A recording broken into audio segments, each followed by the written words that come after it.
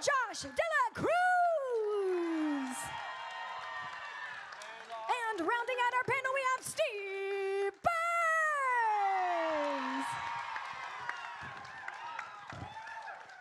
Hi, oh my gosh, hi. What's up? Hello. Hi. Before we start, has everyone heard her sing? I have not, but Sorry. how dare you put her on the spot? How heavy is that bus? Oh my gosh, thank you, Steve, for saying She's that. so good. It's crazy. It's Thank you. crazy how good she is at singing. Well, It's insane. It's like super pop star level, redonkulous singery. For real. No pressure. I'm just saying. I feel weird. This is your panel. We can sing at the end. How about we sing At the end, end? you At should the sing us end, a song. if It's you stay till the end. Personal request. Yes, I will do Yeah. that for you, Steve, because I Wow. adore you and love you so much. Great. Hi, welcome to San Jose. This is Hi. exciting. Yeah. So I want to say it's been really cool getting to see the three of y'all doing these conventions together. So I have to know, what is your favorite thing about being like connected and getting to do these conventions together? This. Yeah, this, the warmth of each other's hand, the support of a brother's love. Yeah, it's weird because like if you put all the days we've been like physically in the same room together, we haven't really known each other that long.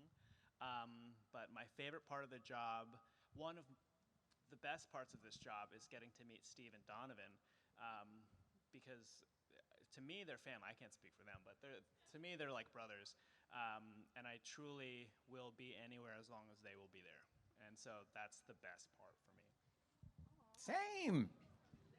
Yeah. Can I borrow money? My favorite part was getting to know myself. It is weird because I do believe that the three of us would be friends anyway if Yeah. we didn't work together. We really do share a lot of common interests and we have similar senses of humor. We really would be friends anyway, and somehow accidentally they gave us the same job. And it is a very unique job.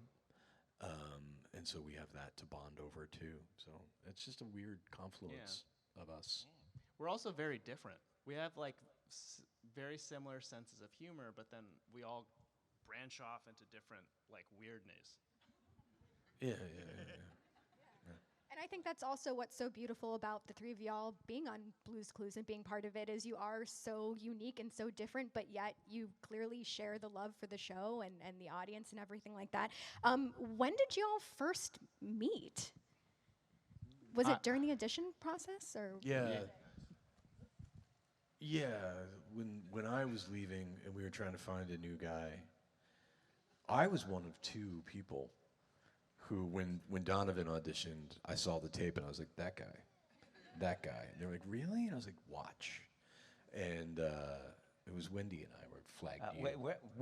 What? Wendy? Wendy? Yeah. I love would not Wendy. have picked Wendy Harris to be the person that was like, yeah, him. And then I lost her trust in like fairly rapidly. Maybe that's why it was. he came back for his callback auditions and stuff, and he did most of it as Christopher Walken. And I was like, this guy's great. We need to guess this guy. And I met you the same At way. audition, yeah. Yeah, I met him the same way. It was they snuck up on me though, because like I was at my like what I thought was my final callback like screen test, and it was like my second to last one, I guess. But I was in like a blue T-shirt. I had makeup. I had a microphone on. I was on green screen. I was getting notes from the director and from the producers, and then I did my pass of the scene. And then the director gave me some notes. And then he was like, "Oh, Steve, do you have anything for Josh?" And then like he emerges from the curtains. Like I knew there were people like behind there, but I was like, "Hey, Steve." Like Oz. And I was like, "Oh, wait, you're Steve." So that caught me off guard. But as soon as you opened your mouth, I was like, "Oh shoot!" Like I was like, hey, baby girl. Do it again. it's true. Yeah. As soon as you opened your mouth, I was like, "Oh man, I feel like I should be here." I felt Yeah, safe. it was cool. We did, speaking of your audition, speaking of Josh's audition, we saw a lot of people for the reboot of Blue's Clues and You. We were even considering casting a woman at one point, and Josh showed up, and we were like, well, he can start tomorrow. Like, he's done. Like, he's great. He already knows how to do the show. He already knew how to do the blue screen stuff somehow. No one knows how. He just was done. He was just ready to go. I love it. And I also wanted to ask about your backgrounds as well, because Josh, I know you have a background in Broadway. Donovan, from what I read, Shakespeare? Is Little that bit. a little bit? And Steve, obviously, acting and music as well. So I want to know, what did you guys bring to your characters that you were able to like utilize from your backgrounds as well? I'll start because I was the first one, I guess. Yeah, you started it. Uh, Literally. I was using clown stuff, but like classic. When I say clown, I don't mean like Ringling Brothers clown. I mean like Buster Keaton, Charlie Chaplin. That's kind of part of what I was thinking with Blue's Clues. Very physical. I thought it was very like a physical thing, and I thought a lot about Grover, because that was my favorite kids' TV show thing, and how Grover was always messing up. And so I wanted to do that. And then, have you ever seen Ferris Bueller's Day Off? Remember the end credit scene where he comes out and he goes, "You're still here? It's over. Go home." That's how I did the camera thing. So that was my formula. Yeah. I pictured myself, and this is a little bit close to my natural tendencies, but as something of a Labrador Retriever. A little bit. Like, to me, it was yeah, I don't know. But in the sense of like, but maybe like a not a puppy, but a young dog Labrador Retriever, to where they get really excited and they'll run for something, but then they run too fast and they like slide past it, and they have to like and then like skid and then come back to the thing. So that was kind of like the energy I think I brought to the character. It was just like enthusiasm drives past the point of knowing whatever the heck it was that I was doing, and I needed help, and that's what brought me back. That makes sense, actually. Yeah, That's why you that really pooped on the floor all the time. Yeah. Yeah. After a while, you know, then they taught me where the pad was, and then eventually I learned to wait. Yeah. Yeah. I took everything that you did and built on, because you already did it and did it like perfectly. So it's like, well, why you don't want to change the formula? No, seriously. And I remember conversations. I was like, what did you pull from? And I remember we had this conversation of like, Buster Keaton, Charlie Chaplin, and so like I was like, oh, well, I can relate to that because those are all like show people. And then so my background in musical theater, I was like, well, I love everything that they did, but I feel like there are other people that are closer to what I relate to. So I was more like Danny Kaye and Donald O'Connor. Yeah. So that's kind of like what I kind of leaned on. And then as the show went on, like a lot of the play that Donovan had is what I started to bring in. Because I remember the first couple weeks, I felt like I was white knuckling the entire show, and then I got to see Steve and Donovan do a scene together, and they were just playing, and I was like, oh, you know how to play, so just play. And it Completely unprofessional is what you're saying.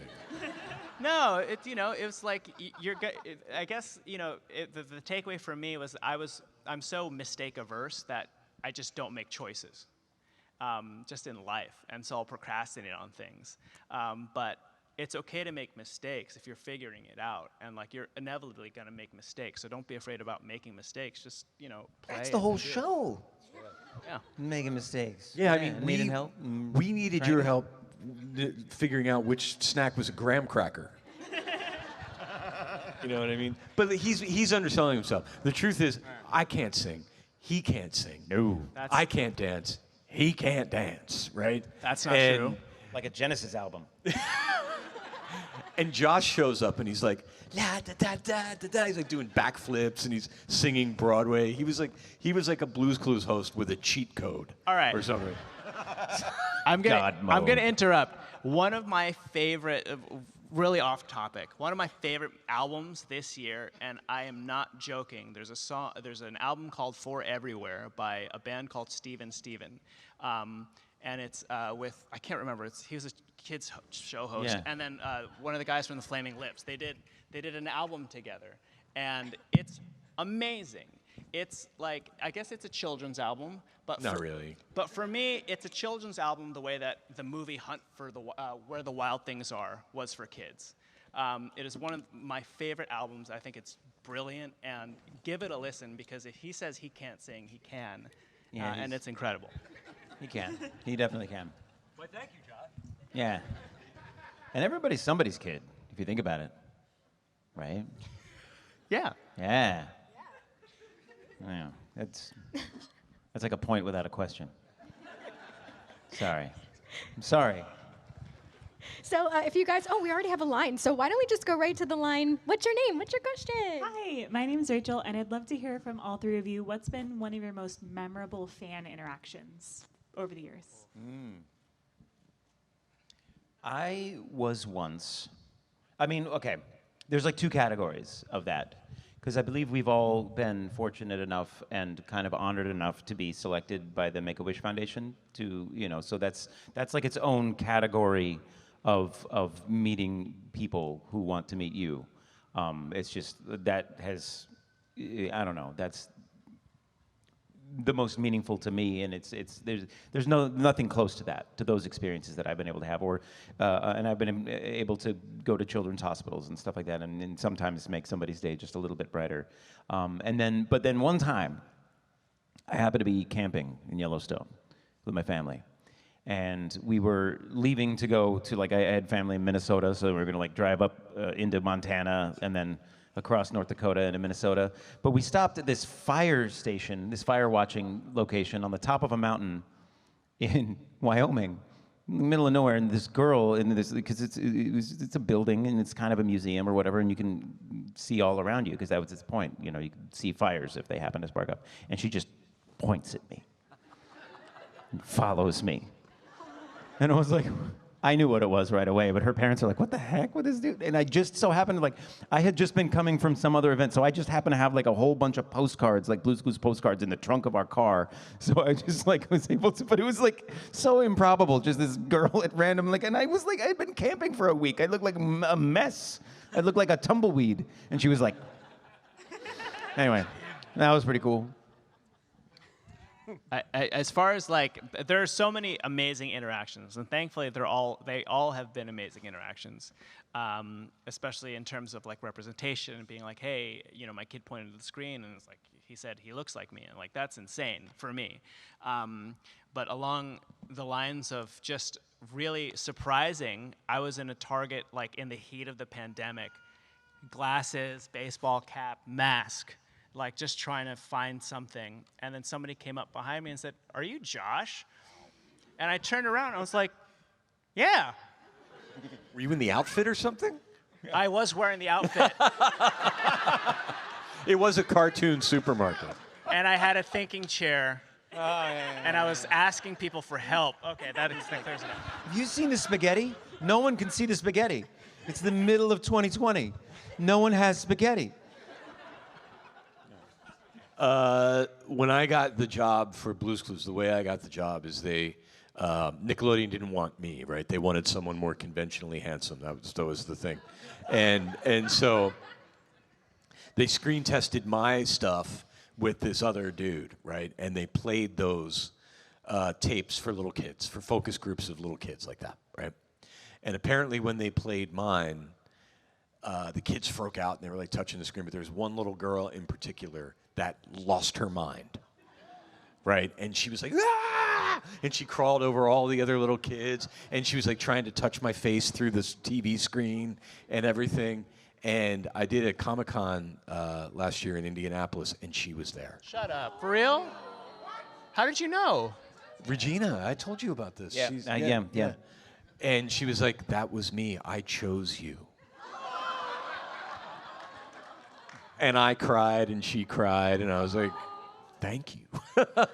So that's my current favorite fan, and she's famous on Instagram. She's Queen Estrella, if you know her. She's awesome. She's hilarious. Follow her. She's great. Those are awesome. Thank you, guys. Thank you so much. What's your name?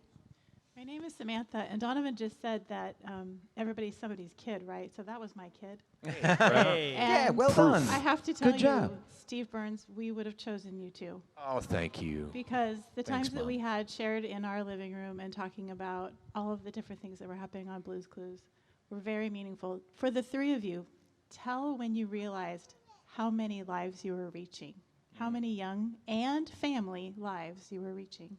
For me, it became very personal when my nephew started watching the show. Just because it's like this crazy thing that I watched the show with my little sister, and she watched it with our cousin. I watched it with Steve. She watched it with Joe. And then now my niece and nephew are watching it with me. So that, I think, is crazy to me. My kids always said, "Hey, I want to watch Dada's show," but with Steve.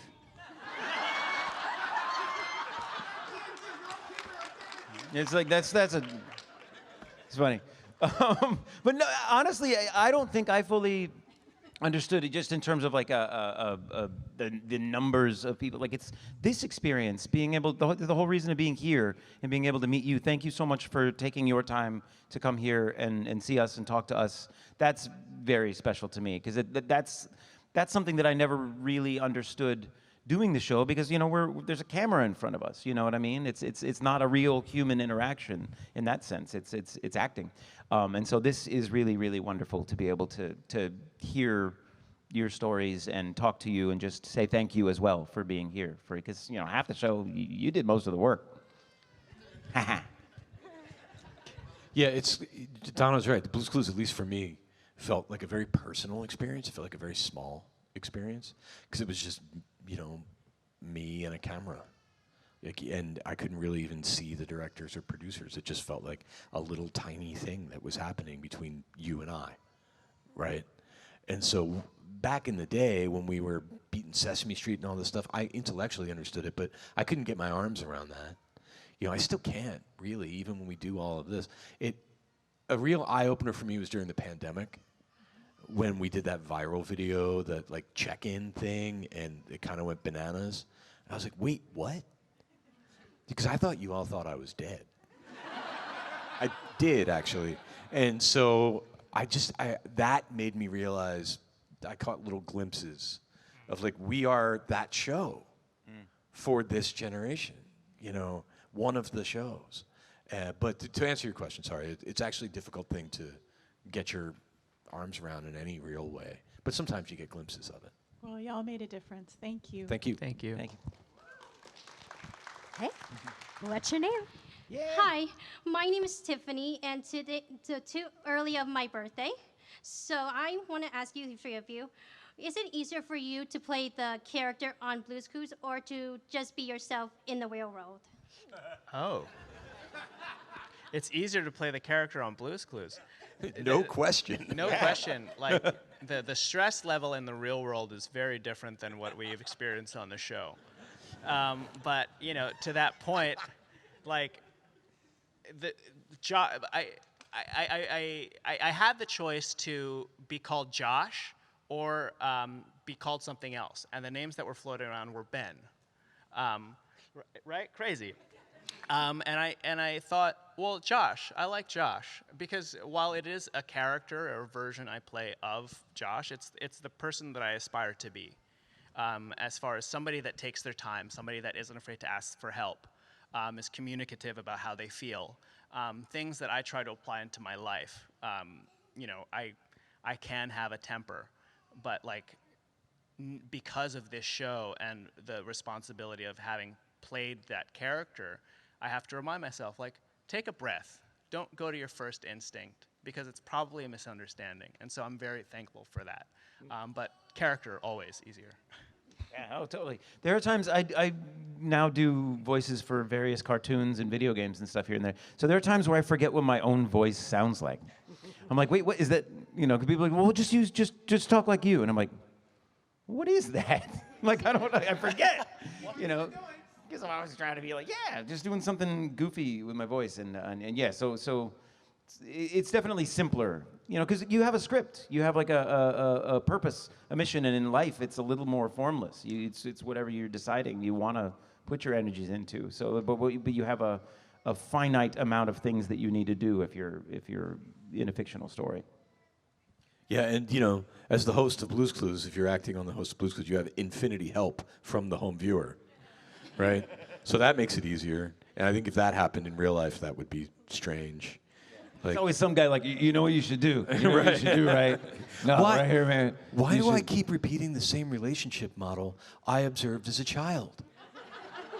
Do you know?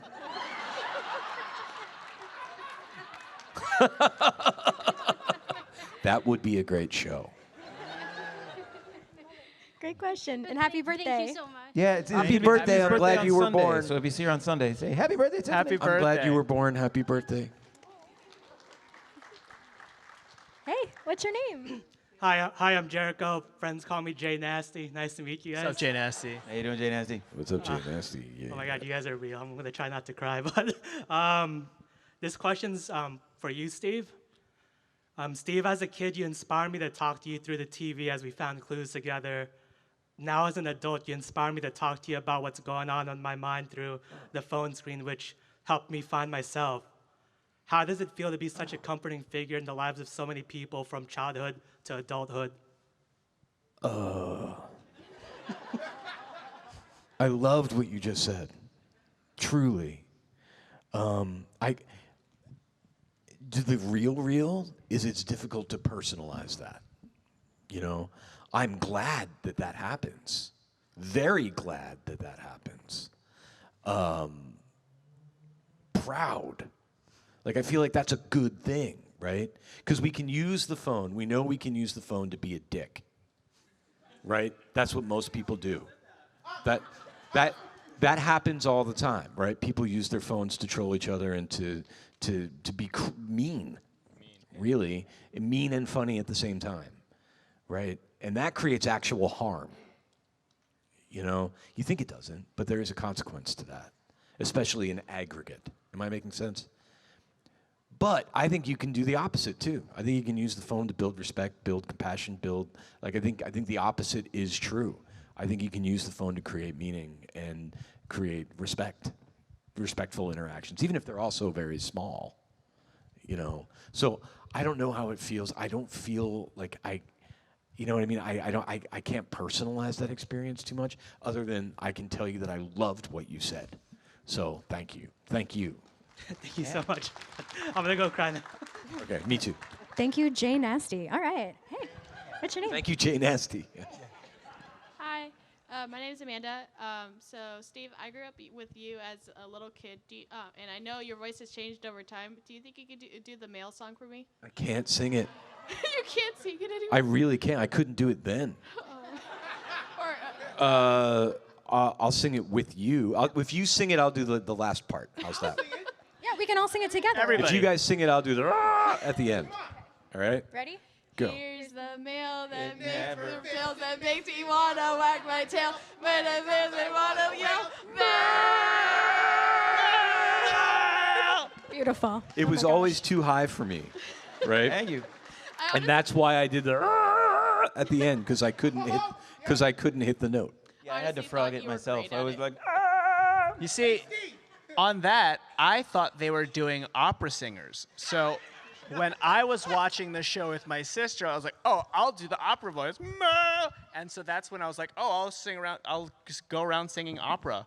And that's how I got into musical theater. I don't believe that. I don't believe that. 100%. I remember having this conversation with you. It's like, oh, it's because you did the opera voice. It's like, I was doing Grover. I was like, oh. I literally went. I thought for half a second you were going to say, and that's why I became a postal worker. I wonder if Heather could sing that song. Honestly, Probably. Steve, I thought you were great at it, even though it was really high. Thank you. Thank you so Thank much. That was a fun sing-along, too. Yay. Hey, what's your name? Hello. I'm Gabby. Gabby, yeah. I love all you guys so much. You guys, I'm sure you hear all the time, you have made such a huge positive impact on so many people, like, all over the world. And I talked to you earlier, Steve, as well, and you as well, that, you guys have just been so amazing for my childhood. But after Blue's Clues, after being a part of that, has that changed you internally, the way you perceive your own world and the world around you, even maybe in a spiritual way? Like, how do you go about your day-to-day after knowing that impact that you've had on so many people? Who wants to start with that one? Oh boy. I'll start if you. You two have the most impact generationally. Yours is more current. I can tell you this, all right? I could speak for 45 minutes. I often speak for 45 minutes on this topic, right? And I won't do it now. But I learned so much from Steve. Steve taught me so many wonderful lessons about wonder, about listening, but mostly about asking for help. That was something I needed to do in my life that I didn't do while I was on the show. I talk about this a lot now, but people might not know. While I was on Blue's Clues, the whole time I was the host of Blue's Clues, I was dealing with undiagnosed severe clinical depression, which made my job pretty hard, as you can imagine. And I fought that forever, just fought it, because I knew I had a good thing going, you know, and I didn't want to mess it up, and I knew I should be happy all the time or whatever. But it got heavy, right? And it didn't get better until I did in my personal life something that I did every day on television. I sat down and looked at someone and said, "Will you help me?" Right?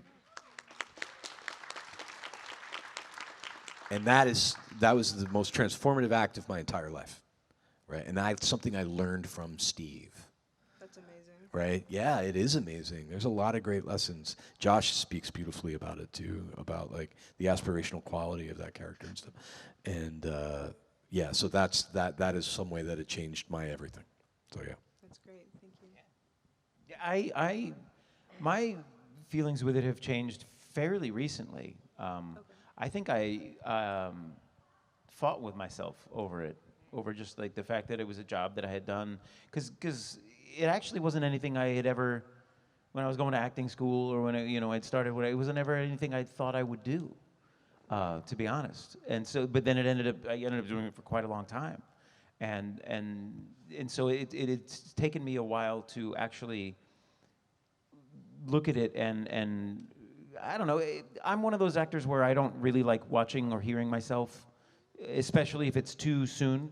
From when I did the thing to when it like has come out, it's never what I thought I was doing, you know. And so I'm always like, that's how that came out. But in a way, that's kind of like the magic of the art in some ways, because it's something, and whether or not it was what I was intending to do, that doesn't make it any less valid as a thing of what it was. And so I've been able to go back and watch it a little bit more and appreciate it more recently. And I think for me personally, that took a little bit of time.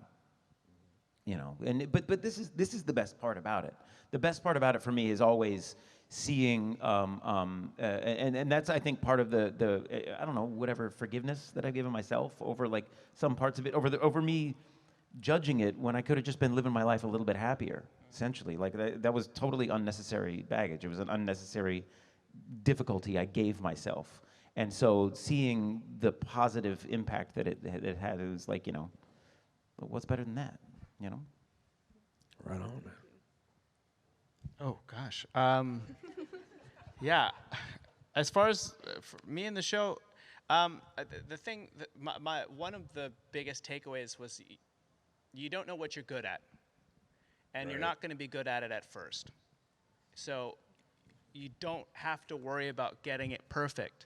And I think doing this is like the biggest television job that I've ever had. And so I've had the luxury of a take.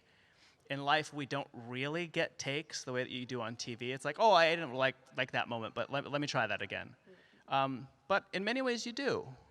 You can always say, I'm sorry. And be like, I didn't mean that. Let me go back. And I think that was the biggest gift of realizing, don't be afraid to make that mistake. Don't be afraid. Don't try to get it perfect the first time. And don't let that stop you from doing it. So because I've learned so many things on the show that I would have been too afraid to do. It's things that I love doing now because of it. So that's the biggest takeaway for me. Thank you so much. I really appreciate that. Great question, Gabby. Thank you. Thanks, Gabby. Gabby. Hey, what's your name? Yeah, I met these guys earlier. Yeah, my name is Ade, and I have a few questions, like a question for all you guys and a few questions for Donovan. We got time for one question. We only got about 10 minutes left. You gotta so pick your favorite, man. pick your favorite question. Oh, okay. So, Donovan, how did you get so good at being on Blues Room? Oh, well, what's cool about Blues Room is it was so much fun to finally have physical, other tangible things that were there. Because when we do Blues Clues and we do Blues Clues and You, there's nothing else in the room. And so I was like, finally, I can actually look at another. I had other, that's part of the reasons why I liked when I got to work with Steve so much. We was like, other than we just have like a great natural timing. I think the three of us, we all have this. I don't know. We balance each other out well. Comedically, it ends up being a lot of fun to perform, just because of our rhythms work well, and so but then I got to be there with actual other actors in the scene, and I worked with a bunch of really wonderful, talented puppeteers. One of the Joey Mazzarino, like later became I think the head writer on Sesame Street or whatever. He was Sprinkles and he's Taurus, so he's. I don't know. It's amazing to see the talents of others in real time, and I think that's always fun. So anytime you end up doing anything artistic, with some exceptions, like maybe possibly painting, it's usually a collaborative effort. And so you're there, and the more people you can have, like adding to the thing, it'll always. If you're there with good people, it'll make you better. So that's. I don't know. I think that's why. Makes sense, because, I was born when you guys came out. I was born when I saw Joe the first time. And I still remember you guys' skidoo moves when I saw Steve and Joe. I remember their skidoo moves, because, watch. Here's Joe's. Oh, yeah. Nice and bendy. Oh. Very good. Oh, yeah, That's a good one. got the squad. Very good. That was excellent. 10 out of 10. Excellent. That should be in the Olympics. That was beautiful. Skidooing. There you go. Skidooing That's in the to Olympics. Steve right there. Yeah. Yeah. Good job, Ade. Thank you, Ade. Nice. Great question. And great question. Yeah. Thank you. All right. Do you want to rapid fire so we can try to get through Oh, as yeah. many Okay. as Yeah, possible? we'll try to be more succinct. No, what's your name? Go ahead. Hi. Actually, my wife, Emily, is a huge fan. She couldn't make it out tonight. I was wondering if you could just give her a quick shout out so that for once Steve is actually talking to her through the TV. Yes. It is, yes. Is she on a phone? Is there a phone? Sure, just any camera. Hi, Emily. It's me, Steve. I wish you could be here. Hi, you look awesome. From all of us, thank you. Thank you. Go ahead. All right, I'll try to make this quick. I just want to say you guys are actively an inspiration for me because I work with special ed kids. And Thank you for doing Thank it. you. Thank and you. something Hero. I tell myself is communicate with them as the Clues guys because I feel like you guys just did so perfectly communicating them. I tell that to myself a lot. So just out of curiosity, what led to you guys be like, I want to be one of the Blues Clues? Because it has to be a specific personality, and you guys all did it perfectly. I'll go first. It was a mistake. I thought I was auditioning for a voiceover, and I got the job, and I was on TV. Yeah, I was up for Blues Clues and Blair Witch 2 at the same time. It was a really odd experience. I had just come off of doing some, I don't know. I think we were just doing Much Ado About Nothing, and then that audition happened, and I was working at this Italian restaurant on the East Side. I was working, I was in the ensemble of Aladdin on Broadway. I was sitting in the bunker, which is underneath the stage where all the ensemble waits till we go on stage. And then I got the email saying there are auditions for this show. And I said, oh, shoot, I used to watch that with my little sister, never thinking that I'd ever want to be in children's television. And I fell in love with it. Well, again, thank you. You guys are awesome, and you guys helped me a lot with my job. Yeah, thank you for all the excellent work you're doing. That's amazing. Hey, what's your name? Travis, thank you. My question is, in the original shows, how did you guys maintain so much joy, energy, and imagination while effectively being alone, talking to a camera in front of, in a blue screen? I would answer, you're never alone. So even though I'm on I'm on a green screen by myself, on the other side of the camera, there are at least 12 people in the room there always. We have amazing on-set assistants, like Ashley is like my big sister. She's every voice before the voice actors get into the booth. So all of my comedic timing comes off of her. And all the animators, like it's a team effort. And what Donovan was saying is when you're surrounded by good people, you create good work. And so we just had fun together. We were just a big family. Yeah, you know what's funny? I always ended up working with somebody named Katie who did all the voices of everybody. You know, when I started, it was one Katie Buck, and then I ended up working with a woman named Katie McQuain, who was there with you for some of the years too, right? But now, what's funny? Katie McQuain is now Katie McQuain Deeker, and she is the voice director for Gabby's Dollhouse. And so now she tells me what to do, which is kind of cool. But she was always fun, and in between takes we would play like a Pac-Man simulator, like goofing off. It's really like half the fun is like, you know, just trying to like, you know. It's the hang. I was always trying to be as kid-like as I could be, and so like that's naturally fun, like playing and goofing off, kidding around. When I first started, I didn't have one of those talent assistant people. There was just a PA in the corner going, "It's a clue over there. It's a clue over there." I leaned heavily into a sense of wonder to find that joy all the time, and I drank a lot of Diet Coke, like a lot. That was one of the things that they said, that you said you had a Diet Coke thing. I did, yeah. All right, thank you so much. Thank you. Okay. What's your name? Hi, I'm Charlize. I'll really try to make this one quick. I need to go on my toes.